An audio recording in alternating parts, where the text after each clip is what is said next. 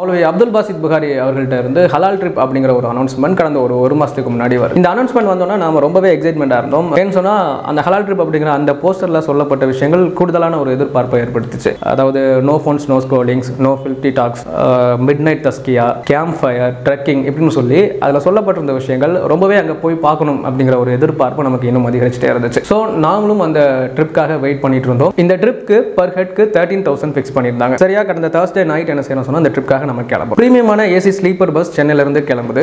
இந்த ட்ரிப்க்கு ரெஜிஸ்டர் பண்ணவங்க ஏபிபியோட டீமுக்கு அப்புறம் யூடியூப் டீம் அப்படின்னு சொல்லி 2 டீமை வர வச்சிருந்தாங்க. அதாவது நம்ம கஸ்வா டிவி நெட்வொர்க் அப்புறம் லீ டிவி நெட்வொர்க் அவங்கள கூப்பிட்டுருந்தாங்க. ஸோ இவங்க எல்லாம் சேர்த்து கிட்டத்தட்ட ஒரு 46 பேர் என்ன செய்யறோம் அப்படின்னு சொன்னால் மூணாருக்கு கிளம்புறோம். ஃப்ரைடே மார்னிங் வந்து மூணாரில் ரீச் ஆகிட்டோம். மூணாருடைய கிளைமேட் வந்து ரொம்பவே எக்ஸைட்டிங்காக இருந்துச்சு, ரொம்பவே சூப்பராக இருந்துச்சு. மூணார் போய் இறங்கிட்டோம். இறங்கினதுக்கு அப்புறம் ரொம்ப லக்ஸரியான சூப்பரான ஒரு ரிசார்ட்ல ரூம் போட்டிருந்தாங்க. அங்கே போயிட்டு ரிலாக்ஸ் பண்ணிட்டு நல்ல ஒரு பிரீமியமான ஃபுட் பஃபர் சிஸ்டம்ல நல்ல திருப்தியான அளவுக்கு சாப்பிட்டுட்டு அடுத்து என்ன நடக்க போகுது அப்படிங்கிற எக்ஸைட்மெண்ட்ல வெயிட் பண்ணிட்டு இருந்தோம். ஸோ நாங்கள் போகும்போது கிட்டத்தட்ட ஃப்ரைடே ஜுமாவுடைய நாள். ஆனால் பயணத்தில் இருக்கும்போது நமக்கு ஜுமா தொழ வேண்டிய அவசியம் இல்லை அப்படிங்கிறனால எல்லாரையும் லுஹரா தொழ சொல்லிட்டாங்க. ஸோ நாங்கள் லுஹர் அஸ்ர் ஜமகசூர் ஜமாதா தொழுதுட்டு அடுத்து என்ன நடக்க போகுது அப்படிங்கிற எக்ஸைட்மெண்ட்ல வெயிட் பண்ணிட்டு இருந்தோம். ஸோ எங்களெல்லாம் ரெஸ்ட் எடுக்க சொல்லிட்டு கொஞ்சம் நேரத்தில் மகரிபுக்கு அசம்பிள் ஆக சொன்னாங்க. ஸோ நாங்கள் மகரிபுக்கு கொஞ்சம் முன்னாடி அசம்பிள் ஆகிறோம். அங்கே நிறைய கேம்ஸ் இந்த விஷயத்தை இந்த ட்ரிப்பை இன்னும் அழகாக்குற மாதிரி நிறைய புதுசான விஷயங்கள்லாம் அவங்க பிளான் பண்ணதை ரொம்பவே சூப்பராக பண்ணாங்க. குயிஸ் கேம்ஸ் வச்சு நடத்தினாங்க. அண்ட் வந்து நிறைய விஷயங்கள் நிறைய பேர் பேசினாங்க.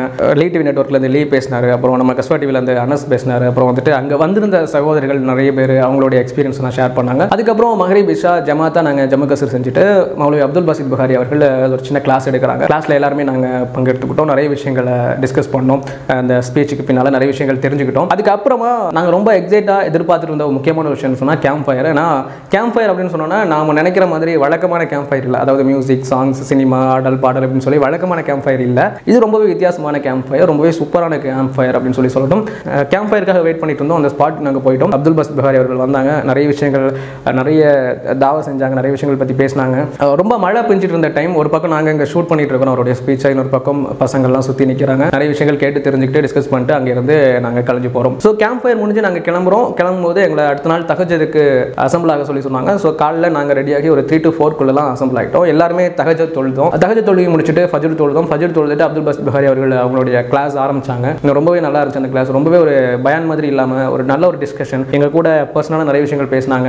எங்களோட பர்சனல் விஷயங்களை கேட்டு தெரிஞ்சுக்கிட்டாங்க. அவங்களோட விஷயங்கள் நிறைய ஷேர் பண்ணாங்க. அடுத்த நாள் காலையில் எல்லாம் முடிச்சுட்டு நாங்கள் கொஞ்சம் ரெஸ்ட் எடுத்துட்டு பிரேக்ஃபாஸ்ட்லாம் முடிச்சுட்டு நிறைய கேம்ஸ் வந்து நடந்துச்சு. அப்துல் பாசித் புகாரி அவர்கள் கபடி விளையாண்டாங்க அண்ட் கொக்கோ விளையாண்டாங்க. இப்படி ரொம்பவே ஜாலியாக அந்த நாள் வந்து இருந்துச்சு. அன்னைக்கு நைட் வந்து நாங்கள் 10 ஸ்டே பண்ண போகிறோம் அப்படின்னு சொல்லியிருந்தாங்க. அது ரொம்பவே எக்ஸைட்மெண்ட்டாக இருந்தது. எப்படி இருக்க போகுது 10 ஸ்டே அப்படின்னு சொல்லி எதிர்பார்ப்போடு இருந்தோம்.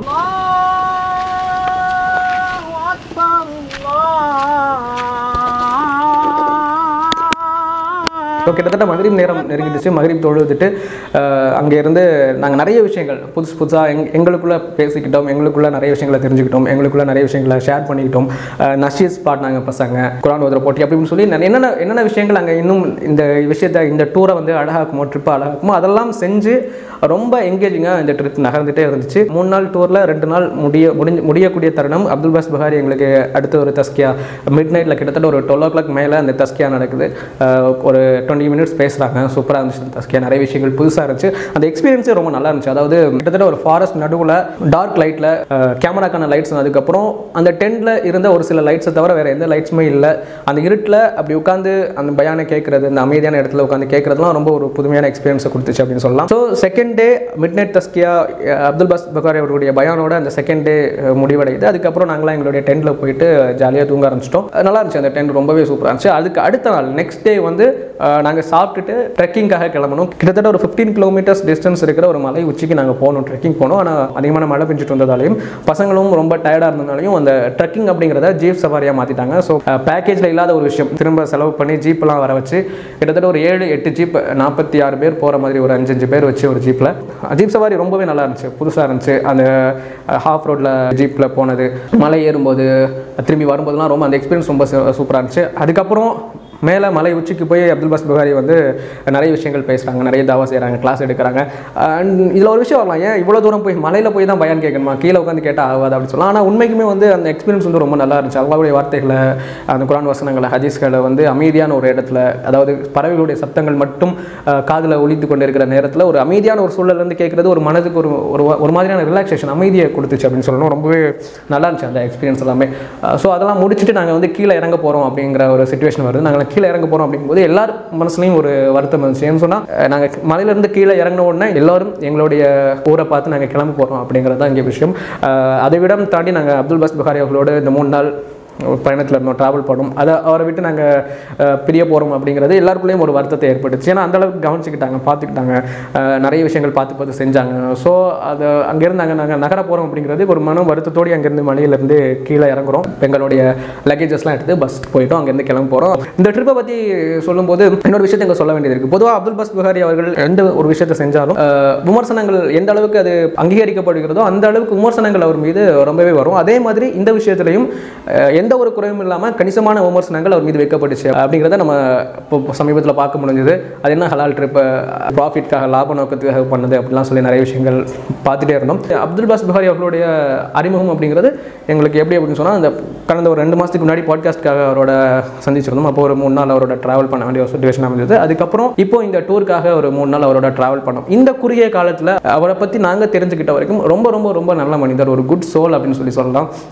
ரொம்ப நல்ல கேரக்டர், அவர் நல்லா கவனிச்சுப்பார். நாங்கள் போன தடவை பாட்காஸ்ட்காக போயிருந்தப்போ கூட எல்லா ஒரு விஷயத்தையும் கவனித்து செஞ்சு எங்களுடைய ட்ராவல் எக்ஸ்பென்சஸ், அது மாதிரி கேமரா, 2 அக்சசரிஸ், அந்த ஷூட்காக நாங்கள் செலக்ட் பண்ணி இந்த இடம் அப்படின்னு சொல்லி எல்லா விஷயத்தையும் பார்த்து செஞ்சு அவங்க தான் அந்த விஷயத்தை செலவு பண்ணாங்க.